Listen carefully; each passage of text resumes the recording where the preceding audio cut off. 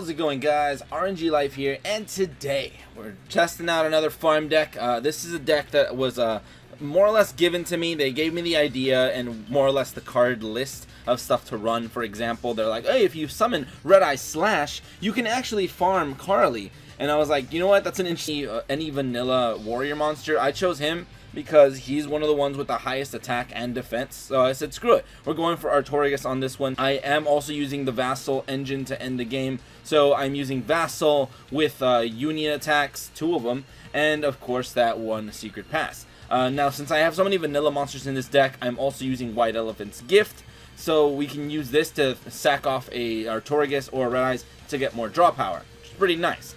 Since we are using the Red Eyes, I'm also using 1 copy of Spirit and 1 copy of Return of the Red Eyes, so we can use these cards to bring back a Red Eyes every turn if necessary, or even our Artorias, but you probably don't need that. So you can bring them back so you can make full use of the White Elephant's Gift. I was running this at 3, but it kind of clogs the deck, and then it's just like, I was like, you know what, it's fine at 2. I don't need to have like a 22, 23 card deck. I just don't need it. It is a farm deck after all. So yeah, so basically White Elephant's Gift is here so we can get extra draw 2 powers, and that makes it to where we're running more or less a 19 card deck if we play our cards correctly.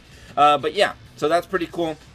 I'm also using anti-magic arrows just for that last turn, because even though we smack every single one of their cards, there is a chance that they could just have a thing on that last turn and just screw us over, or do something that'll be just obnoxious. So yeah, that's why I'm using anti-magic arrows. I'm using this just because in previous instances, previous times that I've tried this farm, I have failed by not having it. So since you can use like your Red Eye Slash to protect, but not in all situations, so that's why I'm just like, screw it. The safe route is to run anti-magic arrows, and yeah, that's pretty much the deck. It's not bad. You can get away with running only 1 Red Eye Slash. I would probably run 2 just to have an extra option, since I am running 3 copies of Red Eye's Fusion, but you don't necessarily need 3 copies of this. Literally, this is just here for consistency, so if you don't have 3 copies of these, that is completely fine. You can run 1 or 2, but you do want to max out on Insight, though, because Insight's going to help you draw these cards, or your Return of the Red Eyes, which are very, very good, and you kind of need them earlier than later in the game. But whatever, that's the deck. You don't necessarily need a skill, but if you really want to run something, you can probably run Life Point Boost or something. I'm trying this with CARLY, so I can farm skills on her, because she doesn't have any skills. I literally have only these 2 skills, so yeah. But whatever, without further ado, let's go ahead and take on this Whammon. Here she is with her Destiny Warped level 40 deck. So let's go ahead and see what we got. By the way, if you guys are not aware of my progress, I already have 3 copies of this and 3 copies of this on day 2, which is pretty nice, and only 1 copy of Light. But I think if I keep playing, I might be able to get another one of these. I'm not sure, but guaranteed.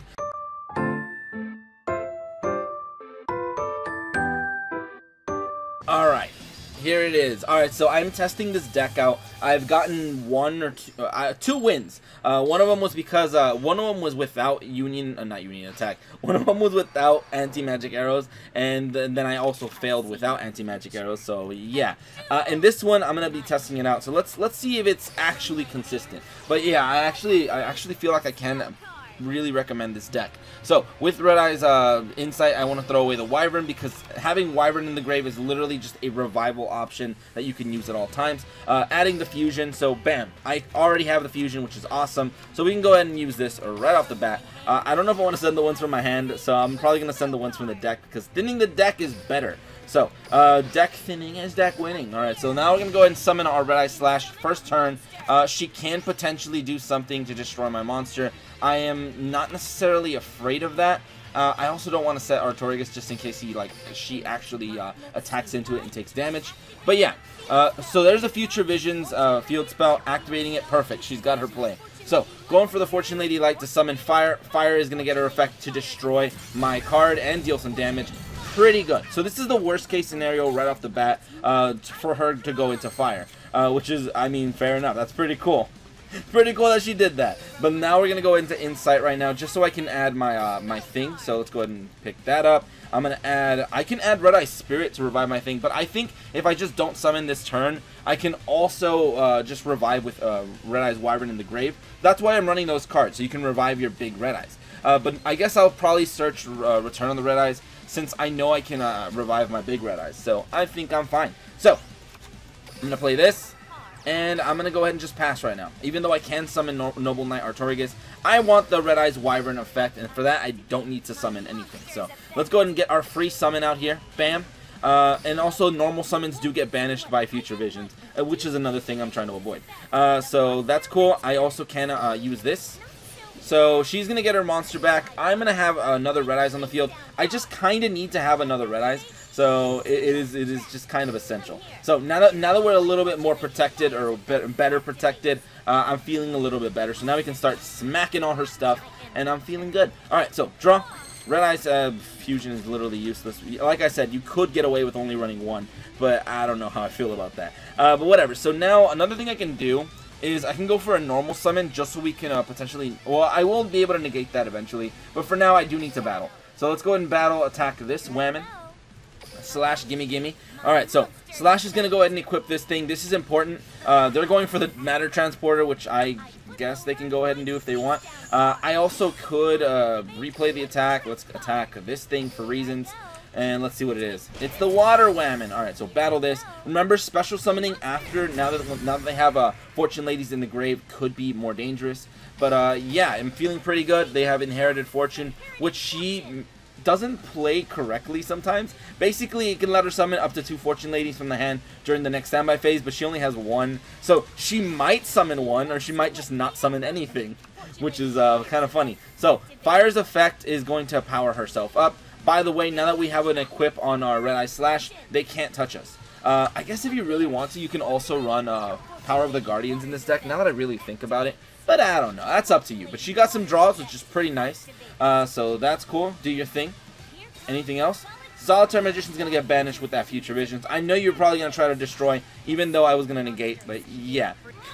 Pretty good. Alright, so there's a reason why I didn't play it. Not necessarily a reason, but I could also just go for that normal summon, which I'm going to do right now. I'm going to use Return of the Red Eyes to bring this thing back. This is all giving me glossy points because each one of these Red Eyes is glossy. That's the only reason why I'm doing this. Now I can go for the normal summon to give me extra points. Now I have Tribute Summon points, which is awesome. Also, it activates Future Visions or whatever, and I can say, hey man, Red Eyes, I don't let you target my monsters. I ain't going to let you do that, which gets rid of this card, and bam, it kind of shuts down their deck a little bit. Also, because they only run 1 copy of it. So that's pretty good right there. Pretty cool indeed. What else can I potentially do right now? All these are useless. I don't want to clog too much by setting Spirit, but Spirit can also be pretty good eventually. I think I'm good right now. I'm just going to go ahead and battle. I need to get my equip, so let's go ahead and smack right here. Give me that Slash equip. Alright, and that's pretty much all this deck becomes. It becomes managing your equipped monsters onto Red Eyes Slash.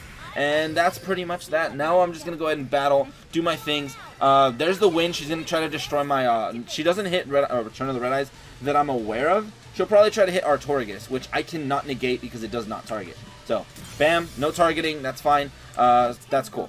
And next turn, I don't want to deal damage to her, so I'm not going to be attacking. But finally, I drew that Elephant's Gift. So I can go ahead and normal summon my Artorigus, who is a glossy, by the way.